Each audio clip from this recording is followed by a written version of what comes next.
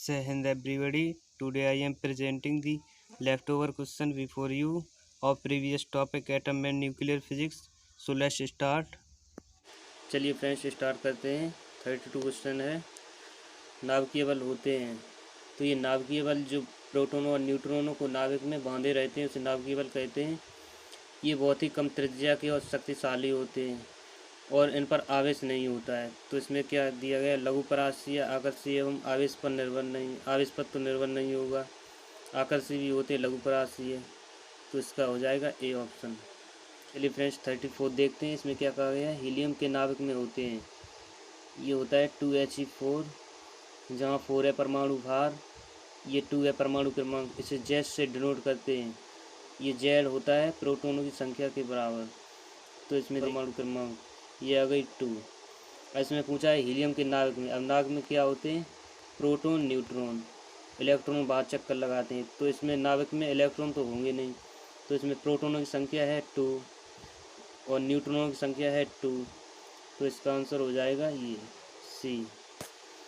अब आते हैं फ्रेंड्स 35 पर। इसमें कहा गया है इलेक्ट्रॉन का प्रतिकर्ण है। तो हम जानते हैं इलेक्ट्रॉन का प्रतिकर्ण पॉजिट्रॉन होता है। तो फ्रेंड्स अब देखते हैं 36 में क्या कहा गया है, प्रति न्यूक्लियन बंधन ऊर्जा किसके लिए अधिकतम होती है। तो हम ये याद रखेंगे कि प्रति न्यूक्लियन बंधन ऊर्जा जिसका परमाणु क्रमांक ज़्यादा होगा उसके लिए अधिक होती है। इसमें Fe का परमाणु क्रमांक अधिक होता है इनसे, तो इसके लिए अधिक होगी। अब आते हैं 37 क्वेश्चन पर। इसमें क्या कहा गया है, समस्थानिक वे परमाणु होते हैं जिनमें समस्थानिक वे परमाणु होते हैं जिनका समस्थानिक मतलब जिसका Z समान हो बट परमाणु द्रव्यमान अलग हो। जिसका परमाणु क्रमांक तो समान हो, Z हो इक्वल, बट इसका जो परमाणु द्रव्यमान है A वो हो अलग अलग, वो डिफरेंट हो। और न्यूट्रॉन अलग अलग हों, A-Z वो भी डिफरेंट हो, तो ये होता है। तो इसका होगा A। प्रोटॉनों की संख्या समान किंतु न्यूट्रॉनों की संख्या असमान होती है। फ्रेंड्स अब आते हैं 38 पर। इसमें कहा गया है अल्फा कण का द्रव्यमान होता है।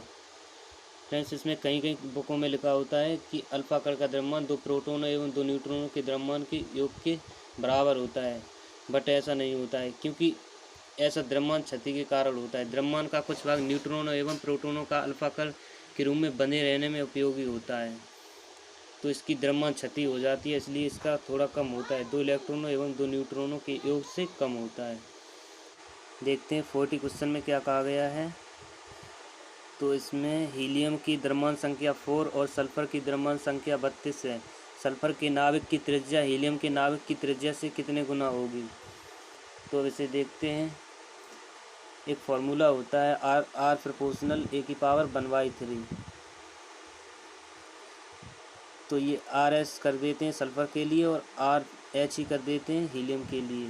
और इसमें दिया है 32 द्रव्यमान संख्या है सल्फर की, तो 32/4 4 है ये हीलियम की। तो इसे 1/3 करेंगे तो 4 8 जा 32, तो 8⁻1/3 हो जाएगी ये 2, अतः इसका आंसर सी होगा। सब आते हैं 44।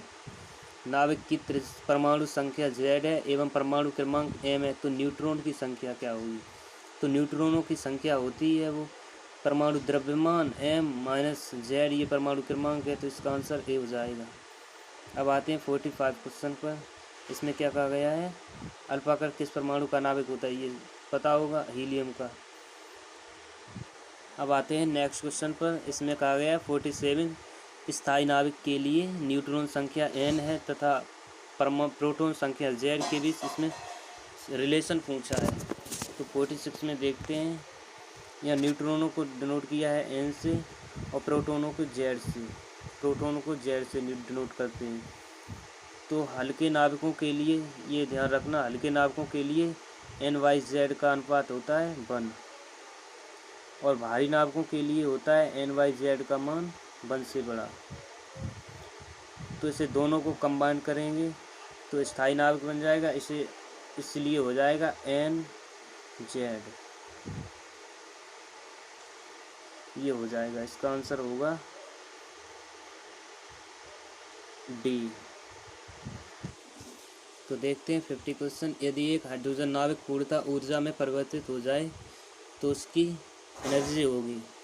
तो हाइड्रोजन नाविक का द्रव्यमान होता है वो प्रोटॉन के द्रव्यमान के इक्वल होता है, और ये उसकी ऊर्जा AkMu के इक्वल होती है, और एक AMU इज इक्वल टू होता है 931 मिलियन इलेक्ट्रॉन वोल्ट। अब इसके निकट होता है जो उसे देख लेते हैं, 1 मिलियन इलेक्ट्रॉन वोल्ट, ये तो होगा नहीं। 938 ये ही निकट आता है, तो इसका आंसर हो जाएगा B। अब 51 देखते हैं। ये द्रव्यमान संख्या के नाविक की त्रिज्या अनुक्रमानुपाती होती है। तो अभी पीछे पढ़ के आए हैं, R प्रोपोर्शनल A⁴ इसका D हो जाएगा। देखते हैं 52 क्वेश्चन। एक AMU के तुल्य द्रव्यमान तथा ऊर्जा क्रमशः है। ये पहले प्रोटॉन की बात की थी, उसी को मान लेते हैं। इसका कितना निकला था 1.67 × 10⁻⁻27 किलोग्राम, और ये 930, तो यही होगा B ऑप्शन। अब आते हैं 53 पर। सोडियम नाविक में है, ये तो दिख रहा है 23 है, ये 23 एक ही संख्या A है जो परमाणु भार है, और ये परमाणु क्रमांक है, ये 11 परमाणु क्रमांक है जो Z है, या ऐसे प्रोटॉनों की संख्या कह सकते हैं। और न्यूट्रॉनों की संख्या निकालेंगे तो A-Z कर देंगे। A-Z में 23 माइनस के 11, तो इसका हो जाएगा 1 2 12, तो इसमें न्यूट्रॉनों की संख्या हो जाएगी 12, ये राइट है। देखते हैं 54।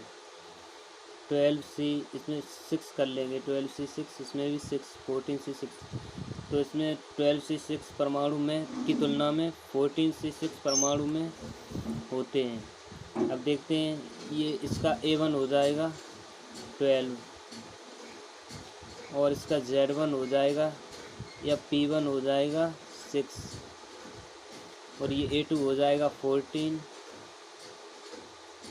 और ये Z1 या P2 वो Z2 या P2 इज इक्वल टू 6, और न्यूट्रॉनों की संख्या निकाल लेते हैं। N1 इज इक्वल टू हो जाएगा 12 - 6 इज इक्वल टू 6, और इसमें N2 हो जाएगा 14 - 6 इज इक्वल टू 8। तो पूछा क्या गया है, अब इसका क्या होगा आंसर, 2 अतिरिक्त न्यूट्रॉन। तो इसमें देखते हैं न्यूट्रॉनों की कंपेयर करते हैं। इसमें N1 होता है 6, इसमें N2 8, तो 8 - 6 हो गए 12, तो 2 अतिरिक्त न्यूट्रॉन तथा कोई अतिरिक्त इलेक्ट्रॉन नहीं। अब इलेक्ट्रॉनों की संख्या कितनी होती है, ये इलेक्ट्रॉनों की 6 है, तो ये इक्वल हो गई, तो ये इसका आंसर हो जाएगा C। देखते हैं 55। 2 प्रोटॉन एक दूसरे पर नाभिकीय बल लगाते हैं, इनके बीच की दूरी है, तो इनके बीच की दूरी 10⁻⁻14 मीटर होगी। अब आते हैं 59। बोरोन पर न्यूट्रॉन की बमबारी कराने पर अल्फा कण उत्सर्जित होता है, तब उसका उत्पन्न नाभिक होगा। तो बोरोन देख लेते हैं, ये होता है 5B10। अब इसमें क्या उत्पन्न हो रहा है, अल्फा कण मीन्स हीलियम 2He4, ये ऐड कर, इसमें क्या न्यूट्रॉन, तो 0 N1 ये ऐड हो जाएगा। और इसमें यहाँ क्या बचेगा, ये हो जाएंगे 11, ये 4, तो 11 - 4 तो 7,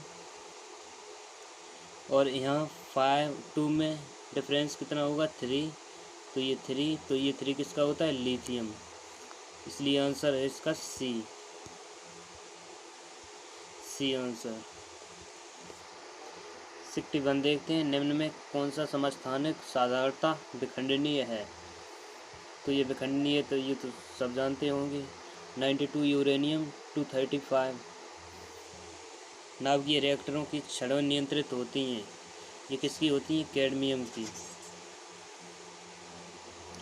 अब देखते हैं 63। भारी नाविकों के हल्के नाविकों में खंडन होने के प्रक्रम को क्या कहते हैं, ये खंडन होने के प्रक्रम को विखंडन कहते हैं, फिशन।